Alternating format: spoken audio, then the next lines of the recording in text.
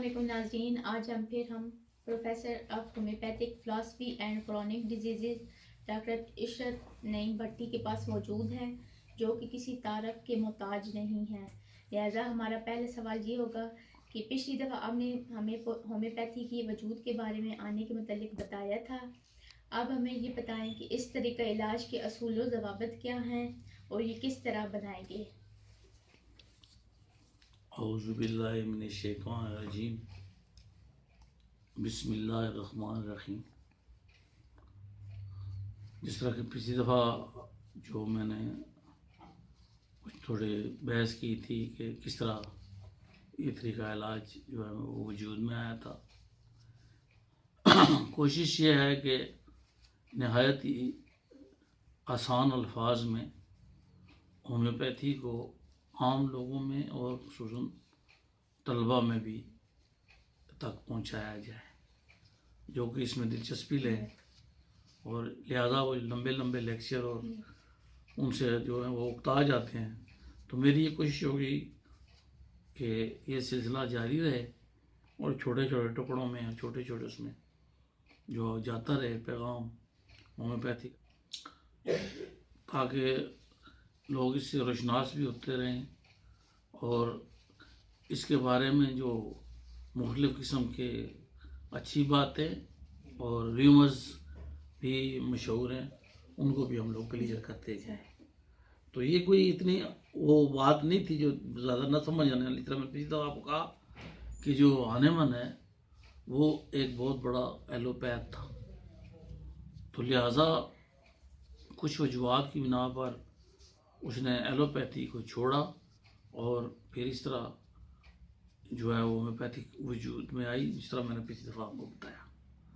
تو اسے پھر ایک دفعہ میں یہ بتا دوں کہ جس طرح کے بعض لوگوں کے ذہن میں یہ بات ہے اور جو ہائی آفیشلز ہیں ان کے ذہن میں بھی شاید یہ بات ہے کہ ہومیوپیتھی طریقہ علاج جو ہے وہ ایک پرانا طریقہ علاج ہے۔ ایسی بات ہرگز نہیں ہے۔ جو سمجھتے ہیں وہ سمجھتے ہیں کہ ایک ایلوپیتھ خود جو پہلے تھا وہ ہومیوپیتھ بنا، تو لہذا یہ انڈرسٹوڈ ہے کہ پہلے ایلوپیتھی موجود تھی، ہومیوپیتھی بعد میں آئی۔ ہمارے ہاں ایسا ہوا کہ اس بڑا جو طریقہ علاج ہے ایلوپیتھی، اس کے ساتھ جو چھوٹے طریقہ علاج تھے یعنی کہ کم تھے لوگ، اس میں حکمت بھی اور آیویدک بھی اور ہومیوپیتھک بھی، ان سب کو ملا کر ایک ایکٹ بنا دیا گیا 65 میں۔ تو لہٰذا یہ کنسیڈر ہمیشہ ایک جیسی کرتے کہ جس طرح وہ پرانے طریقہ علاج ہے اسی طرح ایسا ہرگز نہیں ہے۔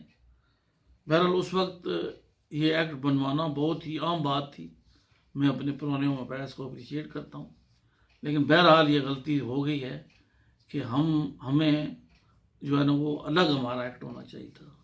ہماری میڈیسن الگ، ہمارے میڈیسن بنانے کا طریقہ الگ، ہمارے قواعد و ضوابط الگ، ہماری میڈیسن استعمال کرنے کا طریقہ الگ، ہمارا جو دوسرا امراض ہے ان کی کنسیپٹ کے بارے میں وہ بھی طریقہ الگ، ہمارے ہاں صحت اور جو بیماری ہے اس کا بیسک کنسیپٹ بھی الگ ہے، لہٰذا ہمیں ان کے ساتھ شامل نہیں کیا جانا تھا۔ بہرحال اس وقت یہ بات ہو گئی تو ہمیں بھی آلٹرنیٹیو میڈیسن میں شامل کیا گیا۔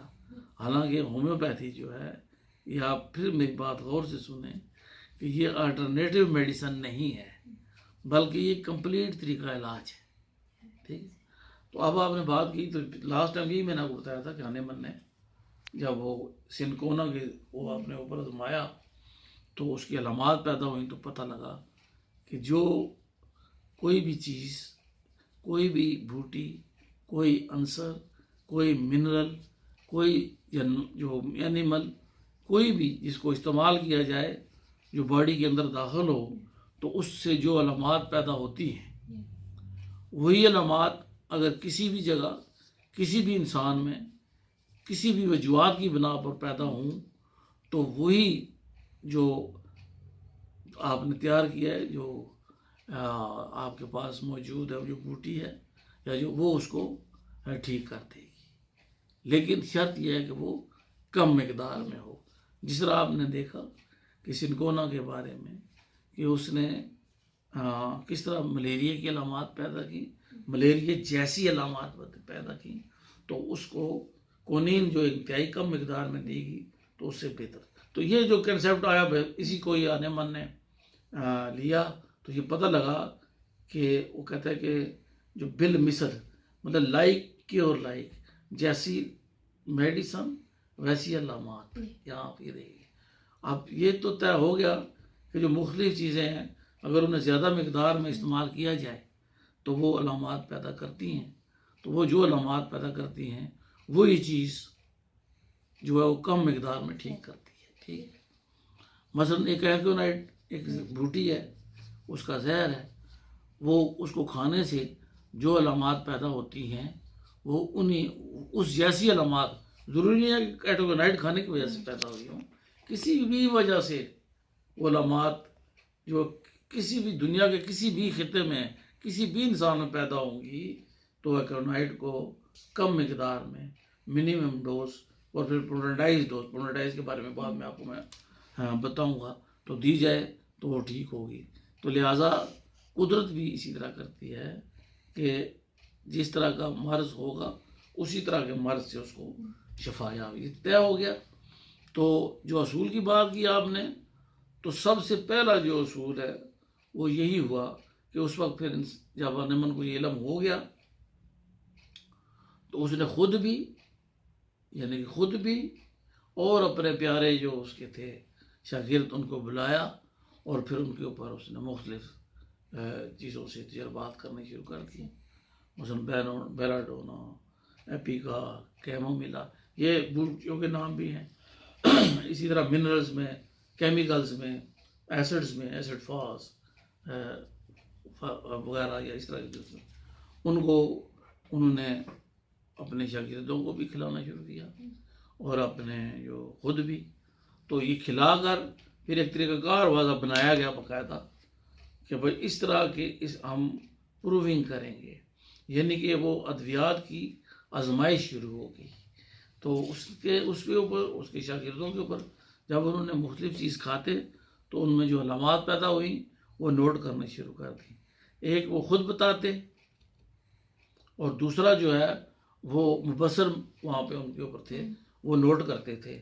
اس طرح ساری جب چیزیں سب اکٹھی کر کے کہ علامات سے پیدا ہونے والی جو ادویات سے پیدا ہونے والی یا اس زہر سے پیدا ہونے والی یا اس منرل سے پیدا ہونے والی علامات جو ہیں ان کو نوٹ کیا جاتا.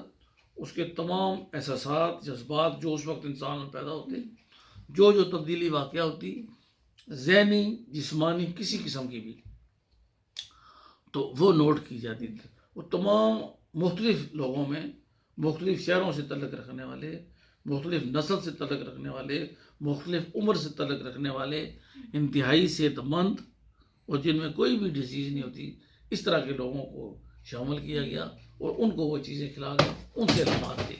تو یہ علامات جو حاصل کی گئیں ان کو نوٹ کیا گیا. یہ جو علامات اکٹھی کی گئیں اس کو ہم میڈیسن کہتے ہیں، ہومیوپیتھی. یعنی کہ یہ آرٹیفیشل ڈیزیز ہے، اس سے ہم نے حملہ کرنا ہے. وہ کس طرح ہوگا وہ جب میں آگے چل کے آپ کو اس کی جو بیسکس اور ہیں ان کو بتاؤں گا کہ کس طرح جو ہے وہ کیور جو ہے ایک بالمثل جو ہے وہ ایک دوسرے کو کیور کرتا ہے اور کیوں کرتا ہے اس کے بارے میں ڈسکس کریں گے. لیکن جو پہلا قانون ہے، جو پہلا اصول ہے وہ یہ ہے کہ اس میں جو ادویات استعمال کی جاتی ہیں وہ آزمائش شدہ ہیں زندہ انسانوں پر. یہ آپ نوٹ کر لیں کہ وہ ادویات زندہ انسانوں پر آزمائی ہوئی ہیں. جس طرح کہ میں نے بتایا کہ کس طرح کے لوگ لیے گئے، کس طرح کے مبصر ہوئے، کس طرح ان علامات کو نوٹ کیا. اب ہم نے کیا کیا کہ تمام علامات نوٹ کر کے ایک میڈیسن، جس طرح میں نے ایکونائٹ کی مثال دی تھی، تو ایکونائٹ کو لے لیں. وہ ایکونائٹ ہمارے پاس موجود ہے. اس کی سر سے لے کے پاؤں تک اس کی ذہنی علامات، اس کی جسمانی علامات، اس علامات کی زیادتی کس طرح ہوتی ہے، علامات کی کمی کس طرح ہوتی ہے، مریض کیا محسوس کرتا ہے وغیرہ وغیرہ، تمام چیزیں جو ہیں وہ اس میں شامل ہیں. اب ہوتا یہ ہے کہ جب بھی اس طرح کی علامات والا مریض ہمیں ملتا ہے جو ایسی علامات بتاتا ہے تو ہم یہ دوائی جو ہے وہ کم مقدار میں پرونیٹائز یعنی کہ میں پھر وہ بتاؤں گا آپ کو کہ پروڈائز کیا ہوتا ہے. یعنی اب آپ صرف یہ سوچ لیں کہ کم سے کم مقدار میں دی جاتی ہیں تو مریض جو ہے وہ ٹھیک ہو جاتی ہے. تو یہ کیا ہو گیا، یہ ہمارا پہلا قانون ہے. یعنی ہومیوپیتھی کے 4 بیسک قانون ہیں، اس میں یہ پہلا قانون ہے کہ ہومیوپیتھی میں زندہ انسانوں پر ادویات آزمائی جاتی ہیں. اب یہ جو بات خالی منہ سے نکل گئی جاتی ہے کہ زندہ انسانوں پہ، یہ کوئی معمولی بات ہرگز نہیں ہے.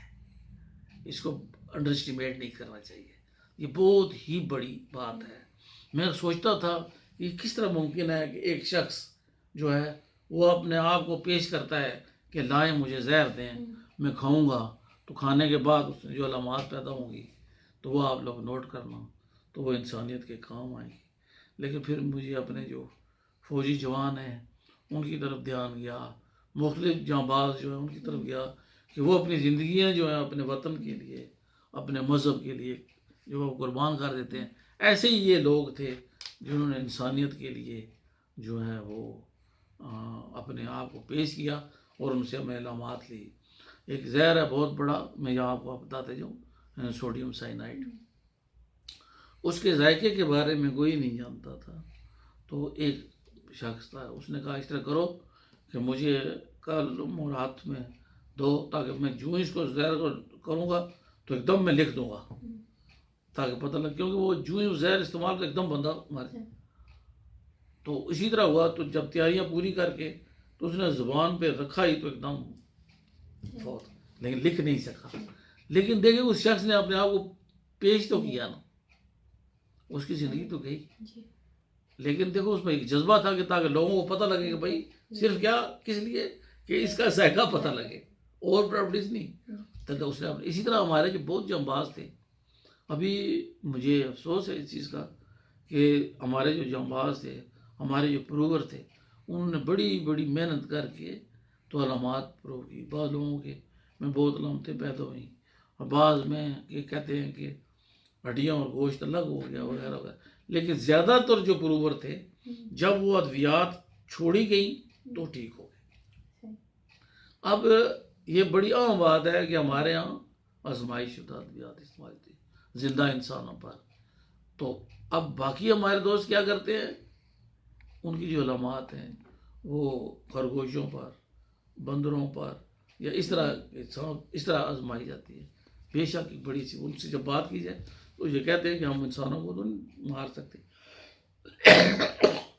ایک مختلف لیبارٹریز ہیں، وہاں بہت سارے آلات ہیں بہت قیمتی جہاں پہ ایلوپیتھی میں جو ادویات استعمال ہوتی ہیں ان کو آزمایا جاتا ہے، ان کے افیکٹ اور سائیڈ افیکٹ دیکھے جاتے ہیں. تمام ایک بہت بڑے مراحل ہیں، ان میں سے گزرا جاتا ہے، پھر ان کو بازار میں لایا جاتا ہے. تو بعد میں پھر بھی یہ کہا جاتا ہے کہ نہیں یہ چیز ٹھیک تھی، یہ نہیں ٹھیک وغیرہ وغیرہ. آپ سمجھتے ہیں مجھے اس میں. لیکن ہومیوپیتھی میں جو بھی دوائی آج تک پروو ہوئی ہے 200 سال پہلے سے لے کے آج تک، وہ کبھی اس میں کوئی دوائی یہ نہیں ہوا کہ اس کو نگلیکٹ کر دیا جائے، یہ دوائی ٹھیک نہیں ہے یا یہ زہریلی ہے، ایسا ہر کسی نہیں ہوا. اور یہ اپر اینڈ ہے ہومیوپیتھی کو تمام پیتھیوں میں، کہ وہاں جہاں پہ کروڑوں روپے اربوں روپے خرچ کر کے بڑی بڑی لیبارٹریز اور بڑے بڑے پیسے ضائع کر کے تو آزمائش کی جاتی ہے، وہاں میرا خیال ہے بعض لوگ جو کہتے ہیں کہ ہومیوپیتھی جو ہے وہ سائنٹیفک نہیں ہے، یہ ان کے منہ پہ ایک تماچا ہے کہ اتنی لیبارٹریاں کیا کرتی ہیں، یہ بتاتی ہیں کہ اس میں یہ چیز ہے، لیکن کوئی بندر یا خرگوش آپ کو ہرگز نہیں بتا سکتا کہ مجھے کہاں درد ہو رہا ہے، میں کیا محسوس کر رہا ہوں وغیرہ وغیرہ. یہ انسان نہیں بتا سکتا. تو یہاں پہ ہومیوپیتھی میں انسان خود ایک بہت بڑی لیبارٹری ہے، اس سے بڑی کوئی لیبارٹری نہیں ہے جس نے خود انسان. لہذا یہ ذہن میں رکھنا چاہیے. جو لوگ کہتے ہیں نہیں ہومیوپیتھی میں کوئی وہ جو نہیں یہ ریسرچ نہیں ہوئی ہے وغیرہ، بھائی ہم کیا ریسرچ کریں. اب یہ ہمارے پاس اتنی میڈیسن ہیں کہ ہم ان پوریوں کو کبھی استعمال ہی نہیں کر سکے. اور اب ہمارے پاس اس طرح کے زندہ انسان جو صحت مند موجود بھی نہیں ہے.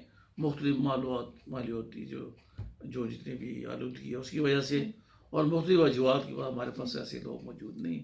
اگر ہوں بھی تو اب ہمیں ضرورت نہیں ہے، اس لیے کہ جب ہانیمن فوت ہوئے تو انہوں نے 98-99 میڈیسن کو آزمایا تھا اور یہ کہا تھا کہ ان میں ہمیشہ کے لیے رہتی دنیا تک یہ جو ادویات ہیں ان میں جو دنیا میں کہیں بھی علامات پیدا ہوں گی وہ ان میں سے ہے۔ ہمارے دوستوں کو، میں بعد میں آنے والے ڈاکٹروں کو مطلب اپریشیٹ کرتا ہوں کہ انہوں نے یہ آزمائش کا عمل جاری رکھا، تو ہمارے پاس تقریباً 2-2.5 ہزار میڈیسن پروڈ موجود ہے۔ لہذا ہم نے تو یہ کیا ہے، انسان جو سب سے بڑی لیبارٹری ہے، اس سے بڑی سائنس کوئی نہیں ہو سکتی کہ وہ یہ خود کہے کہ میرا درد اب یہاں سے اٹھ رہا ہے، اس طرف جا رہا ہے، میں اب بے چینی محسوس کر رہا ہوں، مجھے کچھ عجیب چیز نظر آ رہا ہے، مجھے یہ محسوس ہو رہا ہے، وغیرہ وغیرہ۔ تو لہٰذا جو پہلا ہمارا قانون ہے ہومیوپیتھی کا وہ ہے کہ زندہ انسانوں پر ادویات کی آزمائش، یہ ہمارا پہلا۔ ٹھیک ہے جی، شکریہ جی آپ۔ Thank you.